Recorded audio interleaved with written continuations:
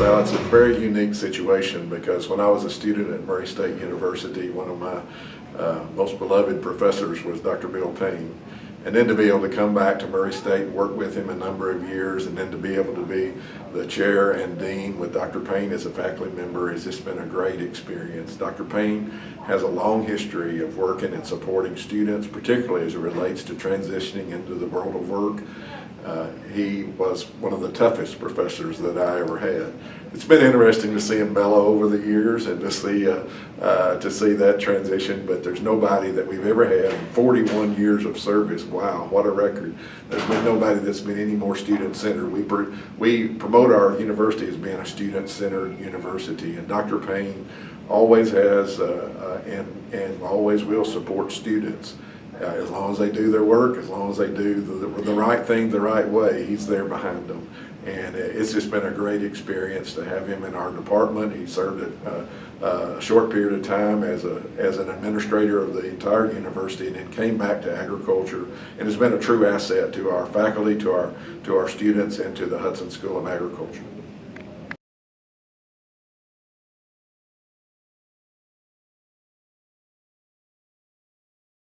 I don't know how far back to go on this thing.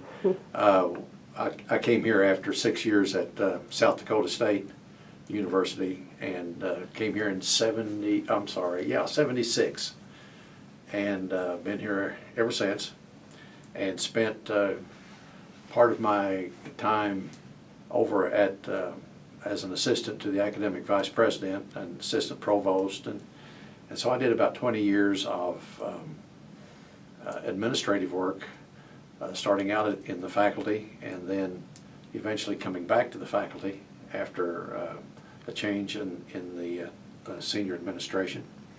And I've been doing full-time in the Hudson School for, I don't know, 12 years or 10 or 12 years or whatever, and have enjoyed it very much. It's a great experience.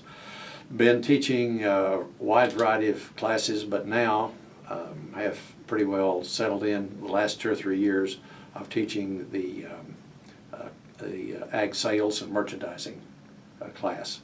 And we right now I'm on half-time and finishing up the end of the semester with my 2 ag sales classes. So it's kind of a good time and a bad time for me.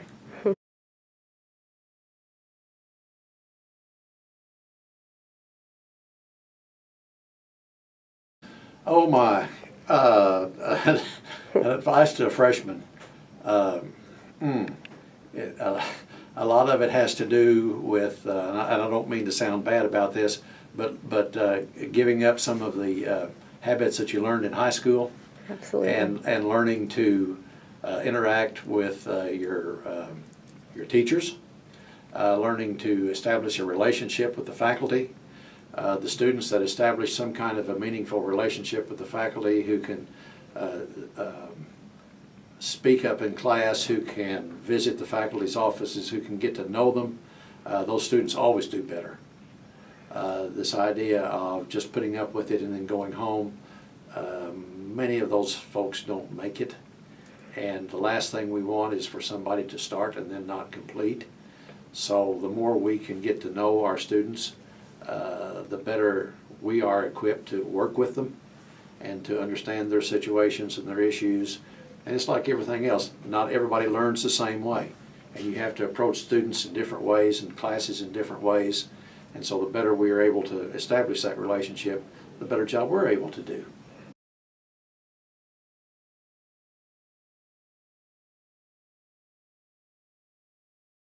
Oh gee, in terms of my academic career, probably most proud of helping get the study abroad program started, and also being able to contribute in a significant way to the development of the ag business program. And the ag business program at Murray State has evolved way past just a series of ag economics classes. We've also been able to incorporate guest speakers, like I think maybe you have a video of from today.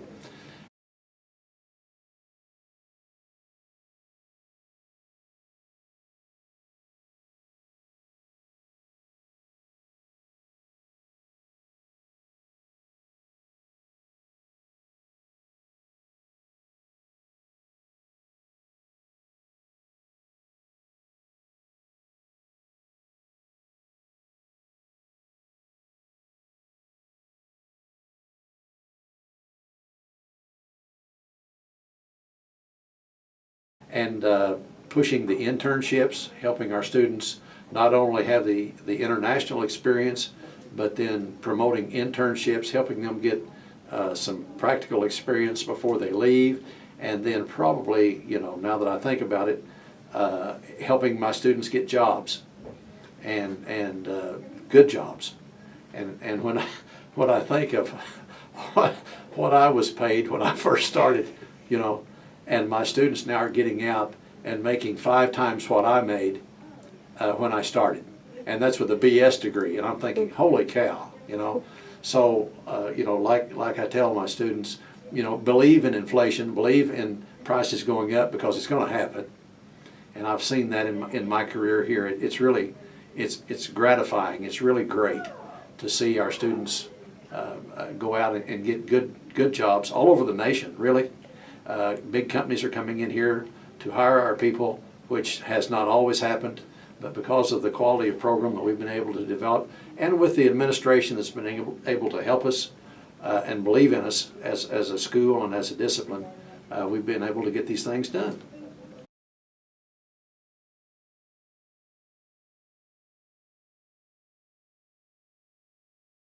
What are you most excited about as you enter into your retirement? Oh, oh my. Excitement, I don't know. Having a little more time to go watch baseball games that my grandson is playing in, or to watch gymnastic events that our other 2 grandchildren are participating in. I'm excited about that. And excited to have a little bit of maybe additional free time, but on the other side, having never been out of a job since I was 12 years old, the thought of a lot of free time can be a little bit scary, and so I'm going to have to learn to adjust to that, and so that's kind of where I am on the whole retirement issue.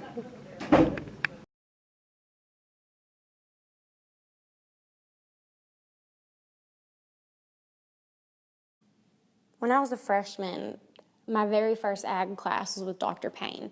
My dad actually had Dr. Payne when he was in college, and he told me, he said, expect him to be tough, but expect to learn quite a bit in his class.